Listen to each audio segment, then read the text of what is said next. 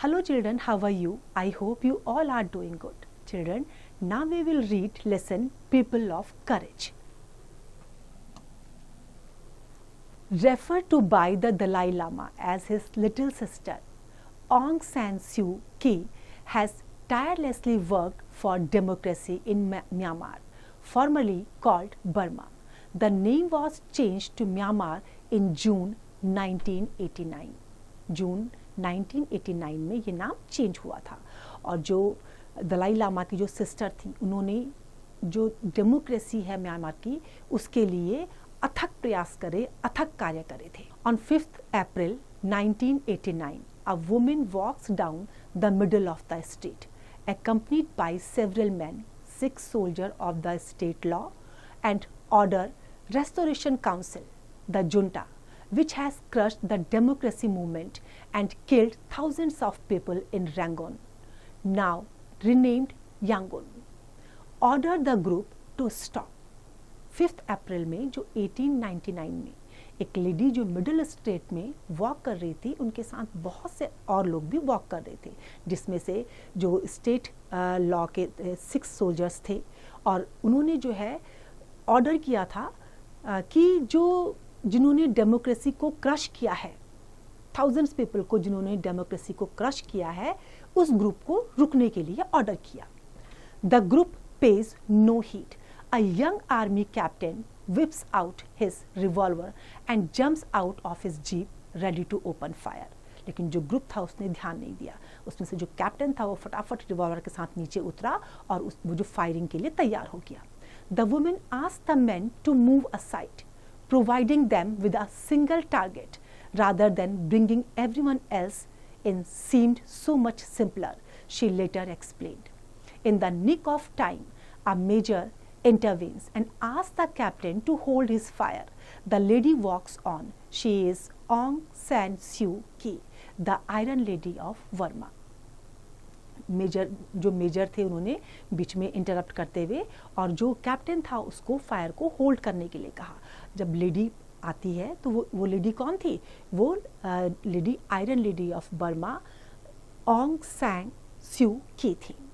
She हैज़ एग्जिस्टेड for around 20 years in a state of almost perpetual imprisonment, either in prison or under house arrest.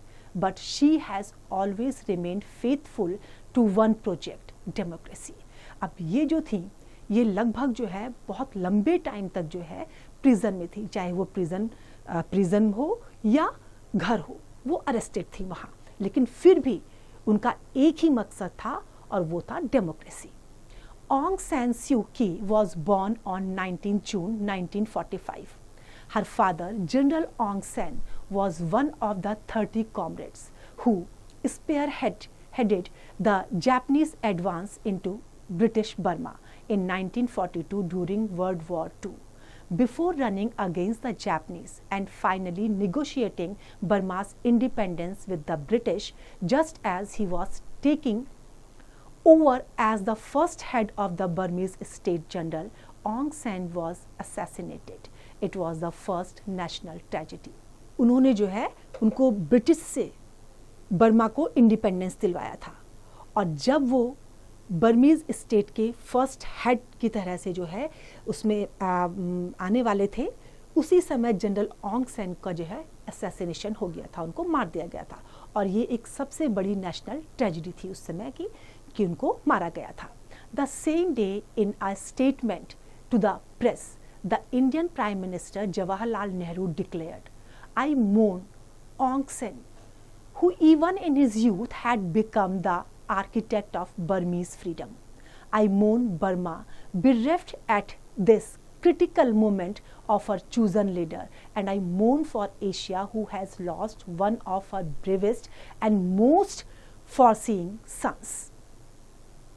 अब जब उनकी death हो गई थी तो जो प्राइम मिनिस्टर थे इंडिया के जवाहरलाल नेहरू, उन्होंने भी डिक्लेयर किया कि वो ऑग सेन की डेथ पर जो है शोक प्रकट करते हैं और वास्तव में उन्होंने जो है बर्मा के फ्रीडम के लिए बहुत सेक्रीफाइस किया था और वो सबसे ज़्यादा ब्रेवेस्ट थे और आज जो है सबसे ज़्यादा ब्रेवेस्ट सन को जो बर्मा है उसने लॉस कर दिया है.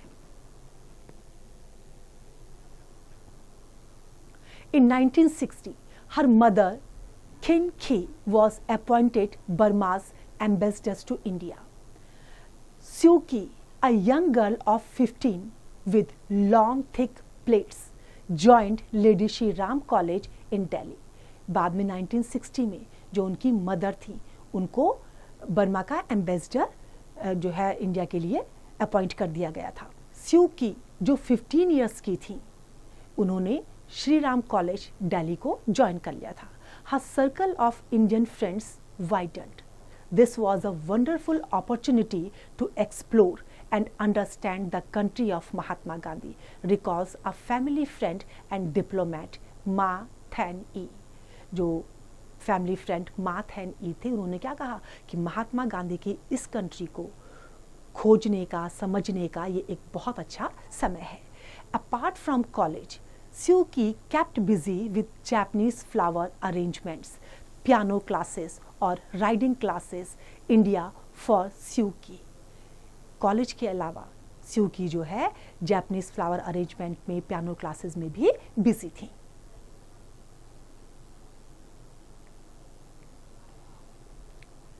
Was a throbbing, vital experience. Her bonds of remembrance and love for this country have remained strong to this day.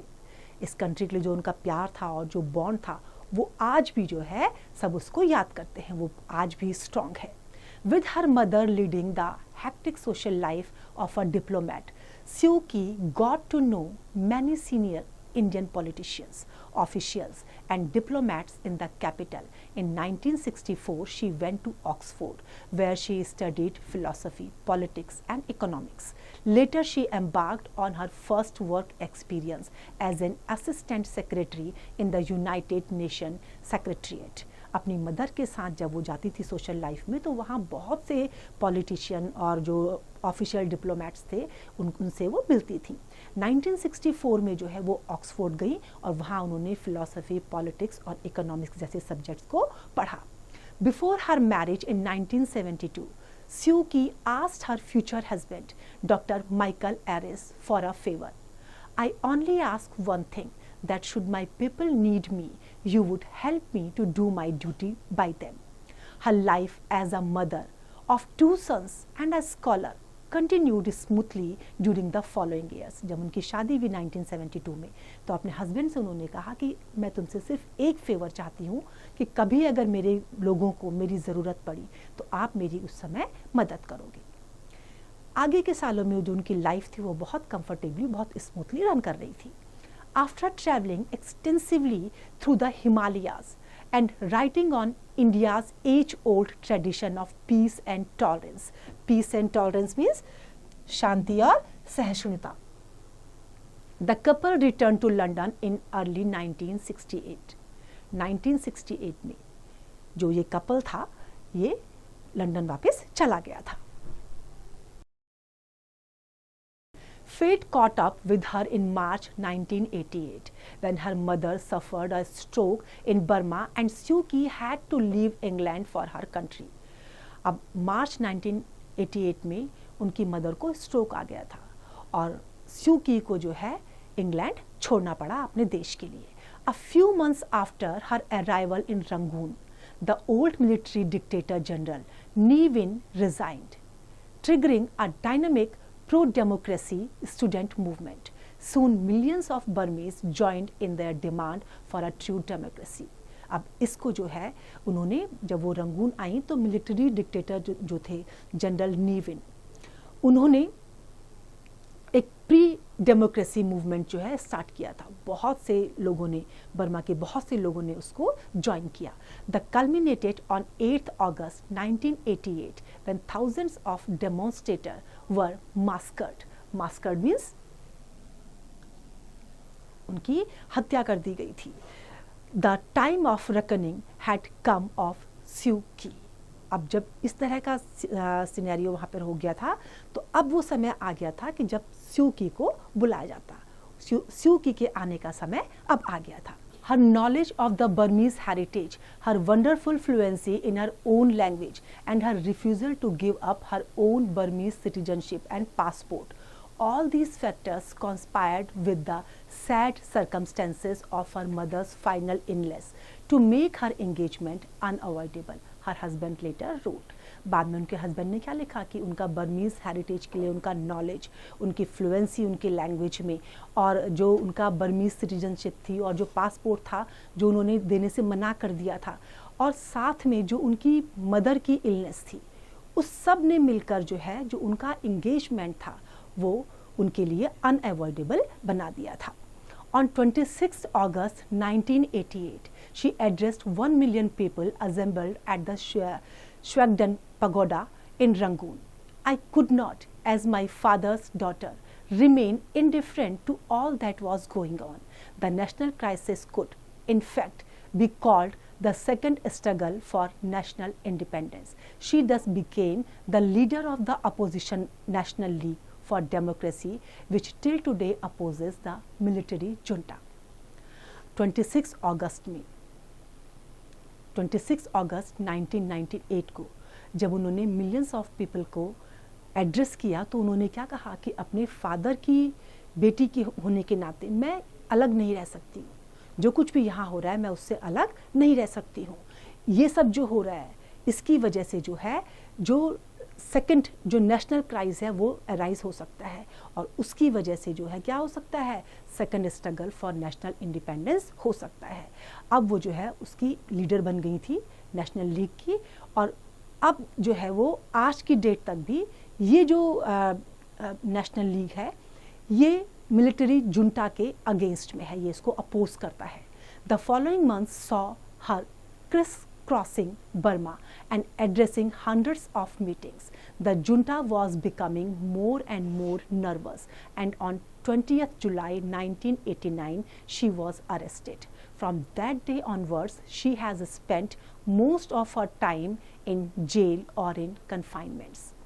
अब जो आगे के जो मंथ्स थे उनमें क्लियर हो गया था कि बर्मा की जो मीटिंग्स चल रही थी लगातार, उस मीटिंग्स की वजह से जो जुंटा था वो नर्वस हो गया था, और 20 जुलाई 1989 को उनको अरेस्ट कर लिया गया और उसके बाद वो रेगुलर जेल में जा रही थी. In 1991 she was awarded the Nobel Peace Prize, but her fortunes didn't improve. During the following years, despite appeals from the President of United States of America, the Secretary General of the United Nations, the Dalai Lama, other personalities from all over the world, nothing has moved the junta. लेकिन क्या हुआ, उनको Nobel prize भी मिला, लेकिन उसके बावजूद भी जो यूनाइटेड स्टेट्स के प्रेसिडेंट थे, जो यूनाइटेड नेशंस के सेक्रेटरी जनरल थे दलाई लामा, वो भी जो है जुंटा को मूव नहीं कर सके. The most tragic event is perhaps the death of her husband in March 1999. Though she had not seen him since 1995 and he was dying from prostate cancer, he was refused a visa and not allowed to visit her for one last time. जब उनके husband की death हो रही थी, उनको prostate cancer हो गया था, उनको लास्ट टाइम में भी जाने के लिए उनको वीज़ा नहीं दिया, उनको रिफ्यूज़ कर दिया गया. Suu Kyi could have left Myanmar to see him, but it was clear that the junta would not have allowed her to return unless she was willing to leave Burma forever. वो Myanmar जाती देखने के लिए, लेकिन जो junta था वो उनको अलाउ नहीं कर रहा था. उसने कंडीशन रखी थी उनके सामने कि वो या तो बर्मा को हमेशा के लिए छोड़ दें. She could not return to see her husband, so she stayed where she was. वो वापस नहीं आ सकी, इसलिए वो जहाँ थी वहीं रही. She is strongly influenced by her father. She says that always want to practice what he preached. Aung San himself constantly demonstrated courage that enabled him to speak the truth, to stand by his words, to accept criticism, to admit his faults, to correct his mistakes, to respect the opposition. अपने father का उनके ऊपर बहुत बड़ा influence था. वो कहती थी कि हमेशा जो आप कहते हो उसको प्रैक्टिस में रखो. जो ऑन्ग सेन थे उन्होंने अपने आप में जो है करेज को और सत्य को बोलने का उनके अंदर साहस जो था उसका प्रदर्शन किया, अपने वर्ड्स जो थे उन पर वो कायम रहे, जो उनके अगेंस्ट में क्रिटिसिज्म हुआ उसको उन्होंने अच्छे से एक्सेप्ट किया, और जो अपोजिशन था उसके लिए भी उन्होंने उनके अंदर रिस्पेक्ट थी। She too has practiced all these values, and above all that of Abhya fearlessly, that grit of ancient India, which is not merely boldly courage but an absence of fear from the mind. Aung San Suu Kyi will live on forever in the minds of people who champion freedom of the spirit. जो Aung San Suu Kyi थी, उन्होंने इन सब values को, जो अभय का, fearless का जो values थे, उनको अपने अंदर एप्लीकेबल किया, और अपने अंदर उन्होंने जो उनके अंदर साहस था वो अपने माइंड में उनका एब्सेंस ऑफ फियर था, उसको उन्होंने बोल्डली, करेजली जो है उन्होंने उसको फेस किया, और आज की डेट में भी वो हमेशा हमारे बीच जिंदा रहेंगे। I hope this is clear to you now. It's time to revise. You can revise it.